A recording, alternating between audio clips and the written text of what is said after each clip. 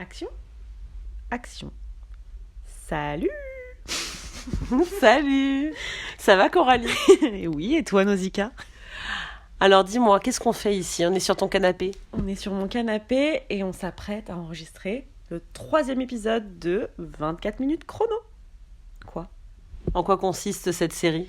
Cette superbe série de podcasts imaginés par nos deux grandioses cerveaux et humbles cerveaux, consiste à papoter pendant 24 minutes autour d'un thème donné, autour du cinéma. Ouh là là, c'est pas très français. Confiance en toi. Je suis très mauvaise en pitch. Le thème du jour? Le thème du jour est, choisi par tes soins, le cinéma français. Car nous nous sommes rendus compte que nous parlions relativement peu de films français dans nos derniers épisodes. Donc, aujourd'hui, on va parler des films français qu'on aime bien, tout simplement. Et je te donne le micro pour commencer parce que, comme tu le sais, j'en regarde peu, je crois. Enfin, je vais beaucoup au cinéma, donc j'en consomme finalement beaucoup ces derniers temps. Mais quand tu me demandes mes films français préférés, je galère un peu. Donc, commence. Donne-moi quelques titres. Aiguille-moi. Alors, je vais te donner le premier film que j'ai noté sur ma liste. C'est un film que j'ai loué hier avec ma mère en VOD. Ouais. J'ai loué parce que je voulais lui faire découvrir. Parce que quand je l'ai vu, j'ai trouvé ce film magnifique. Tu sais qu'un de mes critères pour moi, c'est la larme. Ouais. Si le film me fait pleurer, c'est bon. Pupille. Est-ce que tu l'as vu? Avec Gilles Lelouch, Sandrine Kiberlin... le reste du casting m'échappe. Élodie Bouchez, c'est un film qui parle de tout le circuit de l'adoption au travers du parcours d'un bébé qui va naître sous X, et c'est d'une justesse. Okay. C'est à la limite du film documentaire, tu vois, mais c'est bien raconté. On veut que ce bébé, il aille bien. On veut que ceux qui soient autour de lui arrivent à le faire avoir une bonne vie, des bons parents, etc. On comprend assez bien le processus d'adoption, etc. Je te le conseille. Ok, j'ai pas vu ce film. Je viens de googler. J'ai l'affiche sous les yeux et ça ne me dit rien. 2018, donc c'est assez récent finalement. Ok, en fait quand tu as dit pupille, j'ai eu police en tête. Donc mon cerveau a fait un amalgame entre les deux. T'as vu Police? Oui. C'est dur, hein? En plus, quand tu sais que c'est des histoires entre guillemets vraies, quoi, hein, c'est hardcore. Après, c'est très bien mené. Maïwenn a fait un superbe travail. Après, si tu veux, je peux pas mettre ces films dans mes films préférés parce que c'est des films tellement lourds que j'ai du mal à me dire je vais les revoir. Tu vois ce que je veux dire? Ah oui, non, c'est sûr. Je l'adore. Enfin, je l'adore. Je trouve que c'est un super film et je pense que comme la plupart des gens qui l'ont vu, ça m'a fait un choc. Et en plus, la fin est littéralement choquante. Donc il reste en tête, mais effectivement, c'est pas un film que tu revois. Tu le vois une fois. Si t'as envie de le faire découvrir à quelqu'un, tu repasses peut-être devant une autre fois, mais c'est tout. C'est pas un film qui se remange à volonté, quoi. Est-ce que t'as un autre film que tu as noté? Je te laisse dégainer le tien. Alors moi, on va être sur un autre registre, puisque je me rends compte que quand je pense film français que j'aime bien, je pense comédie, je pense humour, parce que je pense qu'on est drôle. Ou que du moins mon cerveau comprend et valide notre humour. Donc, le film le plus drôle que la France ait créé est, selon moi, Astérix et Obélix, Mission Cléopâtre. Ce film me fait mourir de rire. Enfin, j'abuse un peu, mais en tout cas, je le trouve très drôle. C'est un classique, c'est une petite Madeleine de Proust, puisque je pense avoir passé le collège et le lycée à dégainer comme beaucoup des répliques de ce film. Toi, tu l'as beaucoup vu? Oui. Alors, c'est marrant que tu parles de ça parce qu'il y a quelques semaines, j'ai fait un petit tour dans un magasin de DVD dont je ne citerai pas le nom. Et j'ai acheté plusieurs DVD, dont ce DVD. Alors, ce qui est marrant dans ce film, c'est que j'adore tout le premier bloc, mais je trouve qu'à partir du moment où, tu sais, il commence à casser le palais, il y a une scène de combat, de bataille qui est très longue. Je trouve que c'est trop long, ça. Le petit clin d'œil au film de Kung Fu. Non, c'est long, voilà, il y a le truc de Kung Fu. Bon. Mais avant ça, Et si cette scène avait été un peu plus courte, c'est vrai que c'est culte. Astérix, il n'y a pas de bon ou de mauvaise situation. Et juste là, un petit géranium. Pas de palais. J'adore. Vraiment, tu peux citer... J'adore ces films où, en fait, tu le regardes, et quand tu le regardes avec des potes, tu sais que ça va devenir des private jokes et que ça va devenir des refs entre nous. Enfin, entre nous, entre la France entière, là, mais j'adore. C'est super bien rythmé, c'est un peu beauf et en même temps c'est intelligent, enfin c'est Chabat quoi déjà, donc je l'aime d'amour, tout ce qu'il écrit je trouve ça excellent, donc t'aimes bien la Chabat en général? Oui, j'aime beaucoup. Alors, il n'est pas dans ma liste. Là, je pense aussi à Chantal Lobby. On me voit pas. On me voit pas. J'aime beaucoup Alain Chabat. Là, tu vois, comme ça, je pense à Prête-moi ta main. Je l'ai pas mis dans ma liste, mais sympa, tu vois, où il joue un célibataire endurci qui va demander à Charlotte Gainsbourg de jouer sa fiancée. Voilà, c'est drôle, c'est bien écrit. C'est vrai qu'il y a un style Chabat. Ouais, il est très efficace. Et j'ai mis aussi dans les mêmes catégories comédies qui me font rire et que j'aime beaucoup. J'ai mis Five, plus récent. Donc ça fait un petit moment quand même que c'est sorti. Ça, c'est un de mes feel good movies. Je le regarde très souvent. Je peux le mettre en arrière-plan s'il y a des gens. J'adore le revoir. Je le trouve très cool comme film. Tu l'as vu? Excellent film.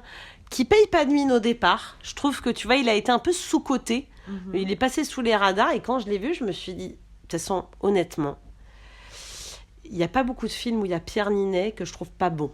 C'est-à-dire que quand Pierre Ninet est là, je ne sais pas si c'est lui ou si c'est le film ou si c'est les deux, mais en général, j'aime les films où il y a Pierre Ninet. Parfaite transition pour te donner un film avec Pierre Ninet qui est 20 ans d'écart avec Virginie Efira. Ouais, j'ai vu, j'aime bien, mais il m'a pas marqué plus que ça. C'est une comédie française assez basique. Raconte-nous, ça parle de quoi, 20 ans d'écart? Pierre Ninet a 18 ans, Virginie Efira en a 38, ils se rencontrent par hasard et puis ils vont commencer une histoire d'amour. Et voilà, c'est deux mondes qui se rencontrent et il y a Blanche Gardin à la fin qui joue un photographe. Enfin, il y a plein de petits personnages, tu sais, secondaires qui sont drôles. À un moment donné, il lui souhaite bonne nuit, il fait buona notte et puis après, elle ferme la porte et il dit buona notte, mais c'est naze. Enfin, c'est bien foutu. Je suis d'accord avec toi. Qu'est-ce que t'aimes aussi dans Five? Il y a un autre acteur dans Five. Lequel?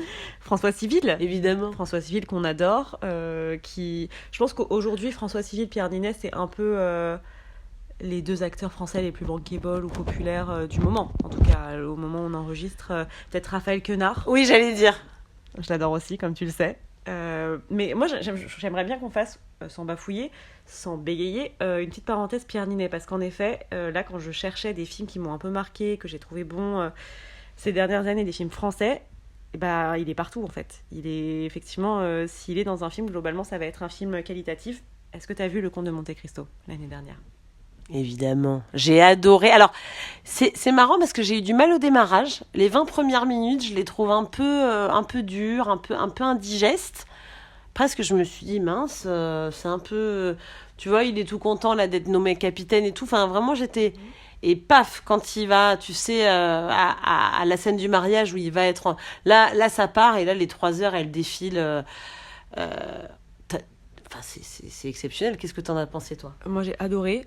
Et tu sais, comme je suis extrêmement critique avec les films depuis 3 heures, vraiment, je trouve ça m'agace, les films trop longs. Je trouve que c'est pas humble de faire un film depuis 3 heures. Ça veut dire que tu jugeais qu'il y avait rien à couper, que tout était à garder dans ces 3 heures. Enfin, non, tu peux pas garder les gens en otage comme ça 3 heures dans une salle noire. Ça m'angoisse. Et pourtant, là, c'était avec un grand plaisir. Je les ai pas vus passer. Lui, je l'ai trouvé excellent. Visuellement, c'est une claque. C'est un blockbuster. Je sais pas combien ce film a coûté, mais en tout cas... c'est beau. Lui, les transformations physiques, il y a vraiment une ou deux fois où je me suis pris une claque. Je pense à la scène où il est déguisé en vieil homme, où vraiment, alors j'étais peut-être fatiguée et pas concentrée, mais quand il y a le reveal, j'ai vraiment ouvert une grande bouche. Tu l'avais vu, toi, que c'était lui? Je pense que j'avais compris. Je pense aussi aux personnages secondaires, notamment de Laurent Lafitte, qui joue une crapule.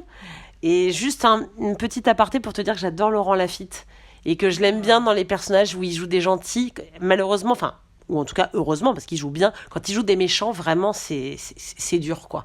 Hein, c'est un vrai méchant quand il joue un méchant, mais quand il joue un gentil, je pense au Petit Mouchoir. Tu vois, il a un potentiel comique, Laurent Lafitte, que j'adore. Donc je voulais juste faire un petit wave, ouais, un petit shout-out pour lui, parce que là on fait une petite ode à Pierre Ninet. Mais Laurent Lafitte est aussi un super acteur. J'ai adoré le film Elle l'adore avec Sandrine Kiberlin, où il joue une sorte de Patrick Bruel, en fait, un chanteur très populaire. Et en fait, il va tuer sa femme sans faire exprès, ça va être un accident. Et en fait, grâce à une fan, qu'est Sandrine Kiberlin, il va en fait lui demander de maquiller l'accident. C'est hyper bien foutu, c'est un peu un thriller, mais tu vois, il y a vraiment un aspect, pas comédie, mais tu vois, ça se prend pas trop au sérieux. C'est un excellent film. Il est pas dans ma liste, mais ça me fait penser à ça. Je l'ai pas vu du tout. J'en ai jamais entendu parler, mais je le mets dans ma liste. Je le regarderai. On a parlé un peu de Pierre Ninet. François Civil, tu l'as vu dans des films que tu as adorés ? Il est dans ma liste aussi avec Les Trois Mousquetaires. Ah, même équipe de production que le Comte de Monte Cristo. Ah, je ne savais pas, mais ce qui est génial, c'est que dans Les Trois Mousquetaires, il y a plusieurs acteurs que j'adore, tous. Pio Marmaille, on adore. Magnifique. Vincent Cassel, Romain Duris. Romain Duris, je l'adore. Je pourrais avoir mis des films avec Romain Duris dans ma liste. De battre mon cœur s'est arrêté, L'auberge espagnole. Je ne l'ai pas mis parce qu'on ne peut pas tout mettre.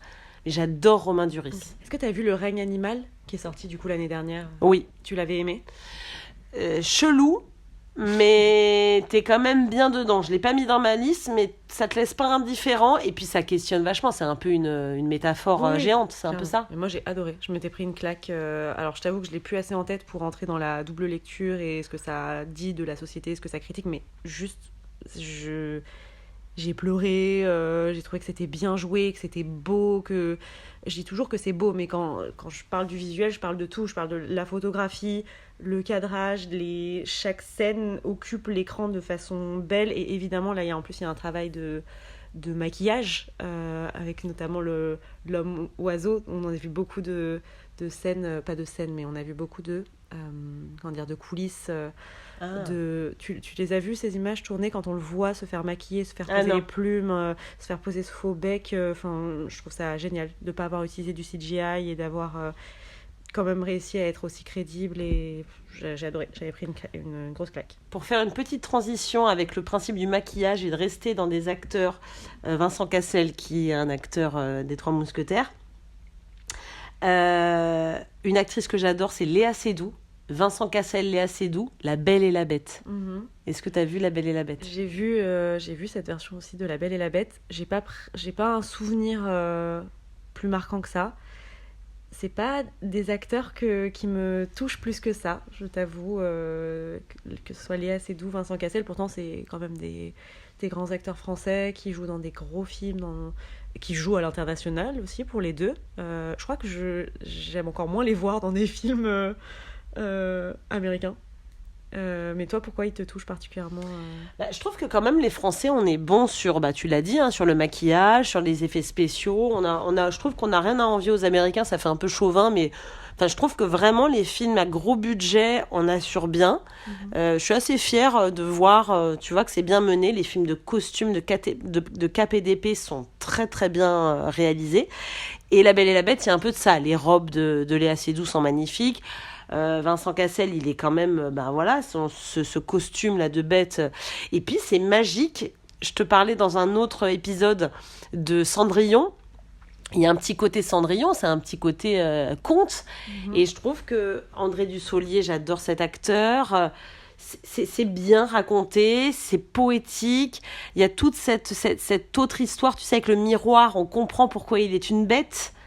Et c'est une relecture du sort qui lui a été jeté. En gros, il était marié avec une femme et la femme lui avait dit ne chasse plus la biche. Et en fait, il continue à chasser la biche. Attention, spoiler. Et en fait, la biche, c'est sa femme. Parce que sa femme, c'était la fille du roi de la forêt. Et il l'avait transformée, métamorphosée en femme. Et en fait, en tuant la biche, il tue sa femme. Enfin, c'est un espèce de... Et tout cette autre histoire est magnifique. Enfin, j'ai adoré ce film. Vas-y, je te laisse Il nous reste 9 minutes, je te laisse continuer. Bah, déjà, tu m'as donné envie de revoir La Belle et la Bête parce que vraiment, je me souvenais pas du tout de cette partie. Je suis un peu curieuse. Autre film que je trouve drôle, qui a un peu marqué mon collège, mes années collège, c'est LOL. Pierre Ninet, encore, qui n'était pas encore... Autant bankable. Voilà. Mais j'adore ce film, je le trouve drôle, je le trouve good vibes. Je trouve que le casting est cool. Bon, il y a, quoique, j'allais dire, il n'y a pas grand monde de connus, mais en fait, les jeunes ne l'étaient pas à l'époque, mais il y a quand même Sophie Marceau dans le rôle de la mère, Alexandre Astier, que j'adore, dans le rôle du père. Tu l'as vu, LOL ? J'adore ce film, je trouve qu'il a bien vieilli. Le copain, le flic avec qui va sortir Sophie Marceau, c'était l'ex-mari, enfin c'était le mari de Alice Taglioni. Il est décédé dans un accident, enfin ça a été terrible. Il est mort subitement, très jeune. Et donc quand je l'ai revu, ça m'a rappelé cet acteur qui avait vraiment le vent en poupe à l'époque. Je retrouve pas le nom malheureusement, tu peux le chercher en parallèle. Je trouve que LOL a très bien vieilli. Je trouve que Sophie Marceau est d'une justesse quand elle fume le joint et que sa copine lui dit et Léa, comment elle s'appelle, et Lola, elle fume, et Sophie Marceau dit non, mais vraiment la façon dont elle le joue, mais je trouve que c'est une actrice exceptionnelle. D'ailleurs, ça me donne envie de mettre La Boum dans ma liste. Je trouve que Sophie Marceau, elle a une carrière, mais de fou. C'est une actrice exceptionnelle. Comment il s'appelle déjà ce... J'ai oublié le nom de la personne que tu cherches, donc je te montre le Wikipédia. Tu cherches qui déjà ? On cherche le... Non, ça va pas marcher, il y a trop de noms là. Il y a trop de noms. Bon, en tout cas, quelqu'un qui t'a marqué. Tu peux mettre en commentaire le nom du comédien. Vas-y, je te laisse répondre. À répondre à quoi, pardon ? Je ne suis pas... Sophie Marceau, sa justesse dans ce film. Dans ce film ou Sophie Marceau en général ? Les deux. Bon, dans tous les cas, je trouve que c'est une très bonne actrice. Dans ce film, je l'adore. Elle est fraîche dans tous les sens du terme. Elle est rafraîchissante et elle est cool, elle est drôle. Je la trouve très chouette. Je connais assez mal sa filmographie, je crois. La Boum, je crois que là, encore une fois, il y a un petit gap générationnel parce que je sais même pas si j'ai vu en entier en fait. Pourtant, c'est repassé beaucoup à la télé, La Boum. Ouais, mais je pense que tu me proposes de regarder La Boum, c'est comme si tu me proposais de regarder Le Gendarme à Saint-Tropez, quoi. C'est non, mais en plus, je dis ça comme si j'ai aucun agisme de film. J'adore les films, peu importe de quand est-ce qu'ils sont sortis, mais La Boum, ça m'inspire un vieux film qui va pas forcément me parler. Je pense que c'est une Madeleine de Proust en fait, La Boum, et ça va faire ça fait des clins d'œil, je pense, à des souvenirs de collège, à toute une génération qui n'est pas la mienne. Mais bon, je suis sûre qu'il y a des gens en fait de 28 ans qui adorent La Boum, et j'ai plus 28 ans en plus. J'adore La Boum. Y a aussi les parents de Sophie Marceau qui jouent hyper bien dans ce film. Pour rebondir sur le thème des vieux films entre guillemets, en tout cas des films de mon adolescence, est-ce que tu connais Les Visiteurs ? Bah oui. Non, mais... Ah bah attends, mais c'est pas... Non mais j'ai dit que je n'aimais pas les regarder, pas que je les connaissais pas. Alors est-ce que tu aimes Les Visiteurs ? Pas trop. Ah. Ouais, je suis désolée parce que je sais que c'est des films très populaires et qui font rire plein de personnes. Moi je crois que je passe totalement à côté, je trouve ça un peu lourd comme humour. Toi t'adores ? Bah alors, il faudrait que je le revoie aujourd'hui. Il est en VHS chez ma mère. Je sais pas comment je le reverrai aujourd'hui, mais c'est vraiment un film Monsieur Houille. Et en fait, la petite anecdote rigolote, c'est que Valérie Lemercier est un second rôle dans ce film. J'avais vu un docu sur elle qui disait qu'en fait, elle n'avait pas été très bien reçue sur ce tournage. Elle dénotait un peu. Okay. Et en fait, elle a reçu, je crois, le César du meilleur second rôle. En fait, elle a déboîté ce rôle. Et effectivement, elle est anthologique, en fait, Valérie Lemercier, dans ce rôle. En gros, c'est l'histoire de... On démarre le film, on est au Moyen-Âge, et par un jeu de voyage, de potions, voyage dans le temps, Godefroy de Montmirail et son écuyer vont se retrouver dans le monde moderne. Et ils vont se retrouver chez la petite fille de Godefroy de Montmirail, qui est jouée par Valérie Lemercier, donc qui est un petit peu comme ça, par bourgeoise, un peu une aristocrate, tu vois. Ok. J'adore ce film. J'ai pas vu les 2, les 3, j'ai vu le 1, vraiment. je conseille. Est-ce que tu as un autre film qui te vient? Il nous reste 4 minutes. 4 minutes, ça passe beaucoup trop vite. J'ai mis un film plus récent, mais que j'ai adoré, qui est je ne sais pas parler, Illusion perdue. Est-ce que tu l'as vu? Un film avec Benjamin Voisin et beaucoup d'autres acteurs dont mon cerveau a effacé le nom. Je suis en train de googler, ne faites pas attention au bruit de clavier. Il me semble qu'il y a Xavier Dolan dedans. Est-ce que tu l'as vu déjà? Non, je ne l'ai pas vu. Mais par contre, vas-y, je voudrais que tu m'en parles. Alors, je viens d'écrire Illustration perdue, donc clairement, Google va pas m'aider. Déjà, donc, pour gagner du temps, Illusion perdue, c'est un film qui est adapté d'une nouvelle, pas d'une nouvelle, de Balzac. Un peu de culture, aide-moi, parce que je ne sais pas, je n'ai pas lu. Honoré de Balzac, ouais. Oui, mais Illusion perdue, est-ce que c'est un livre ou est-ce que c'est juste une partie de la comédie humaine? I don't know. Si Internet voulait m'aider, bon, tant pis, il ne veut pas m'aider à tricher. En tout cas, je me souviens avoir adoré ce film. Moi, j'aime bien les films assez grandioses, quand il y a beaucoup d'informations, quand je sens qu'il y a beaucoup de budget. Ce film, en l'occurrence, il m'a mis une claque. J'ai pris aussi une claque par le jeu d'acteur de Benjamin Voisin, qu'à l'époque, je ne connaissais pas. Je ne l'avais pas joué, je ne l'avais pas vu dans d'autres films. Ah oui, voilà, on a le casting sous les yeux. Donc... Il y a Vincent Lacoste, hein, on l'a pas cité, mais j'adore Vincent Lacoste. Ah ouais? Pourquoi? Je trouve qu'il joue hyper bien. Je trouve que c'est un excellent acteur.